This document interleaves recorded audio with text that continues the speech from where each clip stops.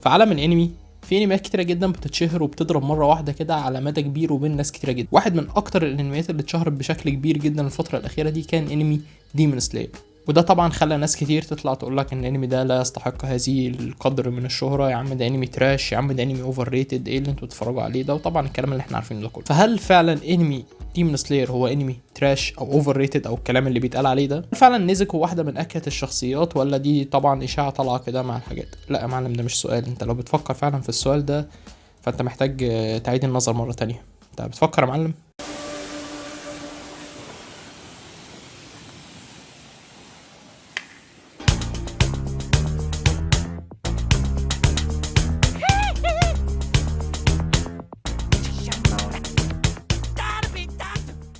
السلام عليكم وهاي ماي فريندز. النهارده جايين نتكلم عن انمي ديمون سلاير. انمي ديمون سلاير اول حلقه ليه اتعرضت كانت في 2019 وبالتحديد في شهر ابريل. كان من الانميات اللي هي العاديه، اللي هو من اول حلقه انت بتشوف الدنيا بتمشي في الاتجاه الطبيعي بتاع الانمي. تراجيدي بتحصل للبطل، فالبطل بيضطر ان هو يتغير، ولكن بسبب حاجه برضو بتحصل بسبب التراجيدي.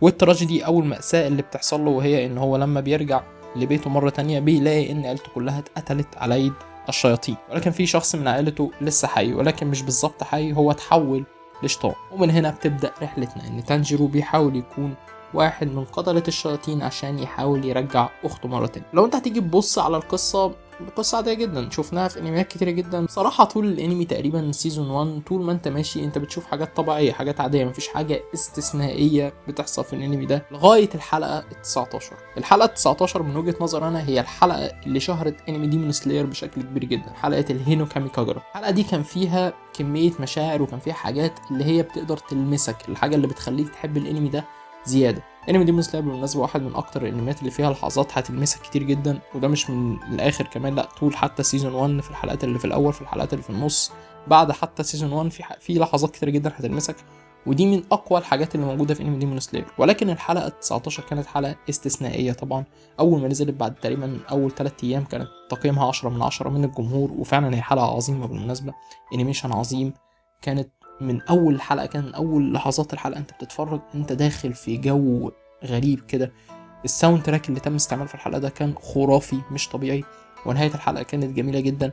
فكانت حلقه دخلتك، حسيت لا احنا بنتفرج على حاجه مختلفه المره دي، لا في حاجه حلوه هنا. بينتهي سيزون 3 طبعا معانا في ان الثلاث ابطال بتوعنا رايحين لمهمه جديده، تانجيرو، زينتسو، نوسكي، 3 رايحين عشان مهمه جديده. وبينتهي الانمي معانا عشان نخش في الفصل اللي برضه شهر الانمي زياده، وهو فيلم ماجن ترين. فيلم ماجن ترين او قطار اللانهايه، اللي هو بالمناسبه نفس بارت 1 من سيزون 2، نفس الفكره نفس كل حاجه، ولكن الفيلم طويل ساعتين تقريبا، ده متقسم بس هم حلقات 11 حلقه برضه. الفيلم ده احنا بنتعرف على اول واحد او تاني واحد بنشوفه من الهشيره، بنعيش معاه القصه بتاعتنا، وهو طبعا المحبوب بتاع الناس كلها وهو رينجوكو. وفي الفيلم طبعا انت بتمشي بنفس النمط بتاع ديمون سلاير، اللحظات الجميله اللي بتلمسك، الكوميديا اللذيذه جدا اللي موجوده في انمي ديمون سلاير، كل حاجه انت متعود عليها بتبقى موجوده بشكل جميل في الفيلم لغايه لحظه معينه، واللحظه اللي ظهر فيها اكازا، واحد من الاقمار العليا. ومن هنا بدات نشوف التهديد الحقيقي اللي موجود في انمي ديمون سلاير. اللحظه دي كانت فارقه عند ناس كتير، اللحظه اللي دخلت الناس كتير جدا في عالم ديمون سلاير، اللحظه اللي خلت الناس فعلا تترقب وتتحمس اكتر للانمي ده، لانها كانت لحظه جامده جدا. مش عايز احرق اي حاجه لاي حد ما اتفرجش على ديمون سلاير بالمناسبه، ولكن كانت لحظه جامده جدا، هي اللي فعلا دخلت الناس في عالم ديمون سلاير بشكل اكبر. هي دي بالنسبه لي اللحظه اصلا اللي دخلتني وعلقتني بالنسبه للانمي اكتر، لان انا بالنسبه لي لحد سيزون 1 كان الانمي بالنسبه لي عادي، ولكن اللي خلى الانمي فوق العادي شويه من اول هنا، من اول ما بدأنا نشوف فعلا في تهديد، في فيلنز، في حاجه تقيله بتتحضر. في سيزون 2 بارت 2 اللي هو المفضل بالنسبه لي، اللي فيه طلع فيه الهشيره المفضل بالنسبه لي، واللي في نفس الوقت بنحقد عليه، الراجل متجوز 3 والثلاثه بصراحه احلى من بعض يعني، وحاجه جامده جدا ان هو مفيش حد اتفرج على السيزون ده وما بيحقدش على الراجل ده، ولكن برضه ما زال هو المفضل عندي من الهشيره كلهم.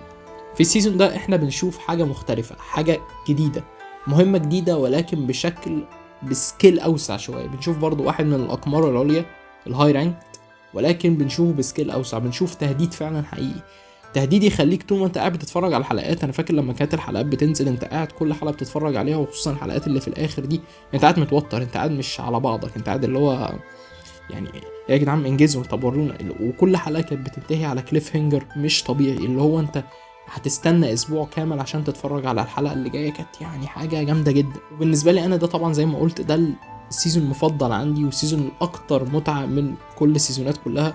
كل الحلقات اللي فيه جديده وجامده، وكل حلقه فيها حاجه جديده تخليك تحب الانمي ده اكتر بصراحه. برضه اقدر اقول لك ان ده واحد من الحاجات اللي علت تقييم الانمي ده عندي، وخلت الانمي ده ليه مكانه خاصه عندي كده، اللي هو فعلا ده انمي حلو، وفعلا دي حاجه جديده. فكره الفايتات اللي بتتعمل، فكره الفيجوالز، يا جماعه وركزوا على الفيجوالز دي 1000 مره. الانمي ده بيهتم بالفيجوالز لليفل عالي، اللي هو ده اعلى ليفل انت ممكن تشوفه في الفيجوالز، ما عدا ون بيس طبعا في الحلقات الاخيره اللي احنا شفنا فيها سانجي وزورو وبيج مام والكلام ده لا يقارن يا اخوانا. ده لو حاولت تجرب تقارن الفيجوالز اللي حصلت في ون بيس في الاخر دي باي انمي تاني حصل، فانت عندك مشكله كبيره معايا. فيعني عاركنا يا معلم. واحده من اكتر القصص المحزنه بتاعت الشياطين اللي كانت موجوده في الحلقه دي صراحه، يعني كانت قصه محزنه جدا، وكانت قصه تلمسك زياده بقى، اللي هو انت كان كل ده ممكن يلمسك او يزعلك الكلام ده، ولكن القصه بتاعت الشيطان ده بالذات، هاو دير يو انكم تعملوا فيها كده. وملحوظ سريع كده على سيزون 2، احسن اوبننج اتعمل في تاريخ ديمون سلاير كله.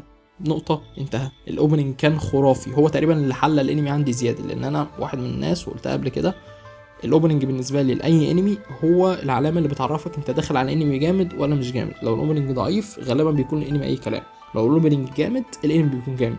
والسيزون الاخير اللي هو لسه نازل ده، اللي هو كان 11 حلقة برضه، اللي كان فيه معانا 2 من الهشيرة، شيرا الضباب وميتسوري طبعا، اللي هي الوايفو بتاعت اي حد بيتفرج على الانمي. كان برضو في نفس الحاجات الممتعه اللي انت متعود فيها على ديمون سلاير، نفس الحركات الممتعه، ولكن المره دي احنا البطل بس تانجيرو معانا، ما عندناش الابطال التانيين اللي هو زينتسو واينوسكي، الاثنين مش معانا في الانمي. في تهديد برضو موجود، ولكن بصراحه يعني التهديد اللي كان موجود او الشياطين اللي كانت موجوده، الابر رانك اللي كانوا موجودين في السيزون ده، بالنسبه لي انا ما كانوش حاجه جامده، يعني اللي هو ما حسيتش بجمدان بيحصل. الانمي كان مرتكز اكتر على ان انت عايز تتعرف على شخصيات جديده فقط، اللي هو احنا مدخلينك تتعرف على شخصيات جديده، مفيش من الفيجوالز الخطيره بتاعت ديمون سلاير اللي احنا متعودين عليها. مش معنى كده ان في حاجه سيئه يعني، لا، بس مفيش، يعني اللي هو اللي في الليفل العادي، والانمي كله في الليفل العادي لغايه الحلقه الاخيره اللي كانت واحده من اجمل الحلقات ديمون سلاير اللي انا اتفرجت عليها. كانت حلقه مليانه مشاعر، كانت حلقه فيها حاجات جميله جدا تتفرج عليها. النهايه بتاعتها واحده من اروع النهايات اللي انت ممكن تتفرج عليها، نهايه سعيده تشعرك بكثيرا من الرضا كده، اللي هو انت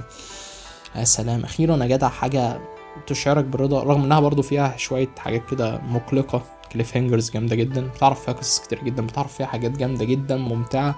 بصراحه كانت من اجمل الحلقات اللي انا اتفرجت عليها، وكانت حلقه ممكن فعلا اللي هو انت في لحظه كده وقفت عندها، اللي هو بجد يعني اللي انا شفته ده هيحصل ولا انتوا بتضحكوا عليا ولا ايه؟ اللي هو انت فعلا حسيت ان الناس دي رايحه ليفل اكستريم، اللي هو بتاع اتاك اون تايتن والحاج سياما والناس دي. وادينا مستنيين طبعا السيزون الجديد اللي تم طبعا تاكيد ان في سيزون جديد لديمون سلاير، واظن ان هيكون في سيزون رابع وخامس كمان، هيطولوا فيه زياده، مش هو سيزون واحد جاي كمان وخلاص. في انمي ديمون سلاير انا ما اعرفش ليه الناس بتقول عليه اوفر ريتد، ما اعرفش ليه الناس بتبالغ في كره هذا الانمي، وناس كتيره جدا تقول لك ده انمي تراش يا معلم، انتوا بتتفرجوا عليه اللي انتوا بتتفرجوا عليه ده، وقصه ضعيفه ومش قصه ضعيفه. بالنسبه لي هي القصه ممكن تكون ابسط من ما يمكن، يعني هي قصه واحد عايز فقط يرجع اخته من ان هي تكون شيطان لان هي تكون شخص عادي، والطريقه ده ان هو يهزم الابر رانك او اعلى واحد من الشياطين اللي هو موزن، اللي هو الشخص اللي بيحول الشياطين دي كلها، وان هو اكيد هو ده اللي عنده السر، او اكيد هو ده اللي عنده الحل ان هو يرجع اخته تاني. فالحل معانا ان احنا نهزمه، وطول الرحله احنا ماشيين بنتعرف على حاجات، بنشوف الشخصيه بتاعتنا بتنضج ازاي، بتشوف ما خلف وراء حوار الشياطين ده، وازاي الشياطين دي بتتحول. مش حاجه ضعيفه بالنسبه لي انا، القصه مش ضعيفه ولكن برضو مش خطيره، قصه عاديه جدا بسيطه جدا، وانمي زي ما بحب اقول كده اكل عيش وفايتات. ده انمي معتمد على الفايتات بنسبه 100%. انمي لو الانمي فيه فايتات حلوه خلاص انت بتعتمد ان ده انمي جامد. في انمي لو كان فيه الفايتات وحشه، لو كان فيه فعلا الفيجوالز ضعيفه، التحريك والرسم والحاجات ده كان ضعيف، كنت اطلع اقول لك كان واخد حته اعلى شويه، ولكن هو بيهتم بالحته دي جدا. واعتقد الناس اللي شغالين على الانمي هم عارفين حاجه زي دي، هم عارفين كويس ان احنا لو ما قدمناش فايتات شكلها كويس تعجب الجمهور، اظن ان تقييم الانمي هيقل جدا.